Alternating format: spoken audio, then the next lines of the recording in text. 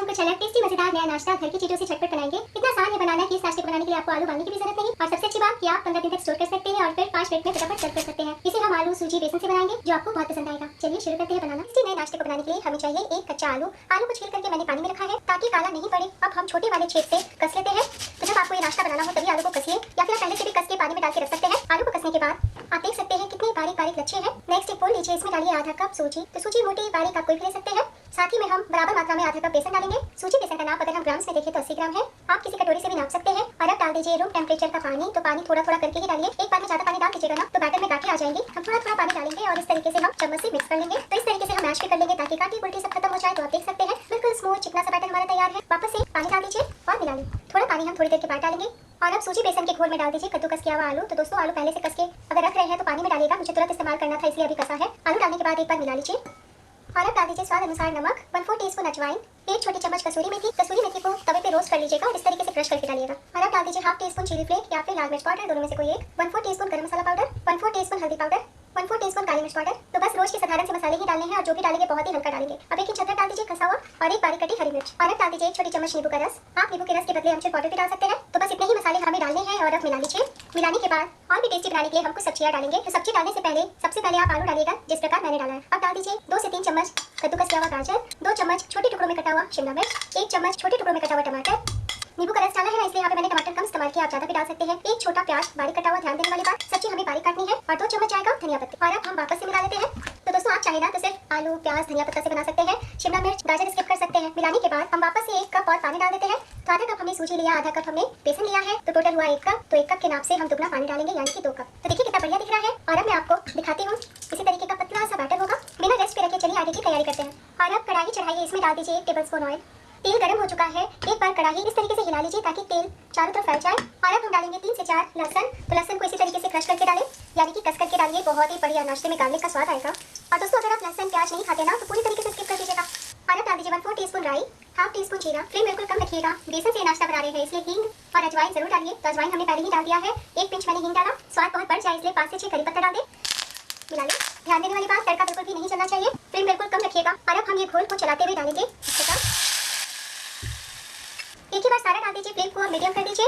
और अब हम लगातार चलाते हुए पकाएंगे। तो सूजी बेसन आलू से आपने कई तरह के नाश्ते बनाए होंगे, एक बार इस तरीके से बना के देखिए, बहुत ही बढ़िया और कुछ अलग लगेगा, बनाना भी आसान है। और इसी तरीके से लगातार चलाते हुए हम पकाएंगे, चलाना बिल्कुल भी बंद नहीं कीजिएगा। कुछ सेकंड में ही आप देखेंगे कि बहुत ही तेजी से बैटर गाढ़ा होने लगा है। और दोस्तों एक और बात पे ध्यान दीजिएगा, हमने इसमें तड़का से फ्लेवर ऐड किया है, बिल्कुल भी ज्यादा मसाला का इस्तेमाल नहीं किया है। आप ही नहीं डालिएगा, एक हम बहुत ही चटपटा मसाला ऊपर से डालने वाले हैं जिससे इस नाश्ते का स्वाद दुगना हो जाएगा। तो 1 मिनट में ही आप देखेंगे कि बैटर गाढ़ा होने लगा है। तो बस इसी तरीके से हम लगातार चलाते रहेंगे।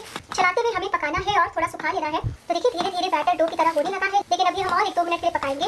तो करीब 5 मिनट तक लगातार चलाते हुए पकाया है। बहुत ही अच्छे से बेसन सूजी सब्जियां पक चुकी है। और जब आप इस तरीके से फोल्ड करें ना तो देखिए डो की तरह किनारों पे आने लगा है। अभी आपको थोड़ा गीला गीला सा दिख रहा होगा, लेकिन जब हम चूल्हे से उतारेंगे ना तो बहुत ही जल्दी ये जमने लगता है। तो बस जब इस स्टेज पे आ जाए ना तब फ्लेम को बंद कर देना है। और शुरू से लेकर आखिर तक मैंने मीडियम फ्लेम पे ही डो को पकाया है। और अब हम कोई प्लेट या थाली या केटली लेंगे, थोड़ा सा ऑयल लगाते हुए हम चारों तरफ ग्रेस कर लेते हैं। बटन को ग्रेस करने के बाद ये जो हमने डो तैयार किया है सूजी बेसन का, तुरंत ट्रांसफर कर देते हैं।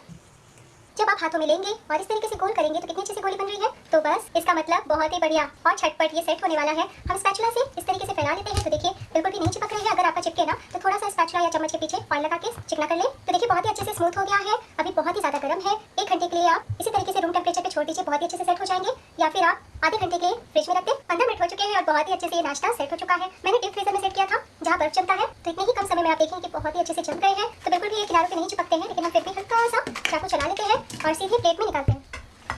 तो देखिए बिना परेशानी का बहुत ही आसानी से बाहर आ गए हैं। और अब हम नाश्ते को किचन स्लैब या बोर्ड पे ट्रांसफर कर लेते हैं। तो देखिए जिस तरीके से मैंने पलटा है आप देख सकते हैं बिल्कुल भी नहीं टूटेंगे। और अब इस तरीके से हम काट लेते हैं। तो काटने से पहले आप निशान दे दीजिएगा, बिल्कुल भी चाकू में नहीं चिपकेंगे। तो ये हमारा नमकीन केक बहुत ही बढ़िया बना है। जब भी हम इस तरीके का नाश्ता बनाते हैं तो हम पहले स्टीम करते हैं, लेकिन आपने देखा कि बिना स्टीम किए हमने झटपट बनाया है। और एक बार मैं आपको चारों तरफ से दिखा देती हूँ कि कहीं से टूटे नहीं है, बहुत ही अच्छे से सेट हुए हैं। और अब हाथों में लेकर नजदीक से दिखा देती हूँ। देखिए तो बस इतना ही ध्यान देना है कि छोटे पीसेस में ही सब्जियों को चॉप कीजिएगा ताकि जल्दी से पके और जब हम काटे ना तो अच्छे से शेप में कट जाए। इतनी तैयारी करके आप पहले से रख दीजिए। तो सिर्फ 5 मिनट का टाइम लगेगा नाश्ता सर्व करने में, या फिर आपको सिर्फ 2 सेकना है तो 2 निकालिए, बाकी को डीप फ्रीजर 15 दिन के लिए कर दीजिए। तो आप इस नमकीन केक को कम तेल में सेक सकते हैं, शैलो फ्राई कर सकते हैं या फिर डीप फ्राई भी कर सकते हैं, या फिर आप ढोकले की तरह इसी तरीके से खा सकते हैं। लेकिन हल्का सा हम सेक देंगे ना तो ऊपर से क्रिस्प हो जाएंगे और टेस्ट और बढ़ जाएगा। तो आज हम शैलो फ्राई करने वाले हैं। तो यहाँ पर मैंने पैन में ऑयल लिया है, तेल काफी तेज गर्म होना चाहिए। नाश्ता डालने के टाइम फ्लेम को कम कर दीजिए और इस तरीके से डाल दें। तो ध्यान यही देना है कि शुरू से लेकर आखिर तक आपको फ्लेम हाई टू मीडियम ही रखना है। सारी सब्जियां बेसन सूजी पके हुए हैं ब्रश नहीं कीजिएगा और अगर आप डीप फ्राई करना चाहते हैं तब भी तेज गरम और हाई फ्लेम पे ही फ्राई कीजिएगा। तो एक बार में जितना आटे उतना डालिए और थोड़ा दूरी दूरी पे डालिए ताकि हम उलट पलट कर सकें। तो जब आपको किनारों से हल्का हल्का कलर दिखने लगे तो बस इस तरीके से उलट लें। बहुत ही अच्छे से अपने शेप को होल्ड कर लेते हैं। इसे चारों तरफ से बहुत ही आसानी से क्रिस्प हो जाएंगे। तो आपने देखा घर की चीज़ों से फटाफट हमने बना के तैयार किया है। इसे एक बार बनाना तो बनता है, कुछ कुछ सेकंड रुकते हुए हर तरफ से क्रिस्प कर लेते हैं। और आप ऑयल देख सकते हैं बिल्कुल भी नाश्ता तेल में जाके दिख रहा नहीं है। तो जैसे जैसे इस नाश्ते में कलर आने लगेगा तो बस हम प्लेट में निकाल लेंगे। तो देखिए बहुत ही अच्छे से क्रिस्प हो गए हैं। आप इस तरीके से चिमटे से भी पकड़ करके उलट पलट कर सकते हैं और इस तरीके से एक एक करते हुए हम प्लेट में निकाल लेते हैं।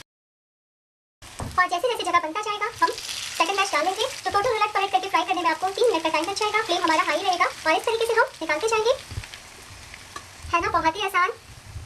तो जब अपनों को परोसेंगे, बच्चों को, मेहमानों को खिलाएंगे तो सब आपसे इसकी रेसिपी पूछेंगे। और अब हम फटाफट सर्व कर लेते हैं। तो मैंने थोड़े बड़े बड़े स्क्वायर में कट किया है। आप रेक्टेंगल काट सकते हैं या फिर गोल आकार में भी कुकी कटर से काट सकते हैं। और दोस्तों इस नाश्ते की मोटाई इतना ही रखिएगा, ज्यादा पतला नहीं कीजिएगा तो और भी ज्यादा चटपटा लगे, इसलिए थोड़ा सा मैगी मसाला स्प्रिंकल कीजिए। तो इस तरीके से हम थोड़ा सा हाथों में लेते हुए सभी नाश्ते के ऊपर बुरक देंगे यानी कि स्प्रिंकल कर देंगे। तो मैंने इसे टमाटो केचप के साथ सर्व किया है। तीखी वाली हरी चटनी के साथ भी बहुत ही बढ़िया लगता है। तो एक बार बनाना तो बनता है। तो दोस्तों वीडियो अच्छी लगी हो तो लाइक कीजिए और आप इस नाश्ते को एक बार ट्राई कीजिए। कैसा बना ये जरूर बताइएगा। तो मैं आपको दिखा देती हूँ। ऊपर से क्रिस्प लगेंगे तो अच्छे से गोल्डन होने पे निकालिएगा। तोड़ के दिखाती हूँ।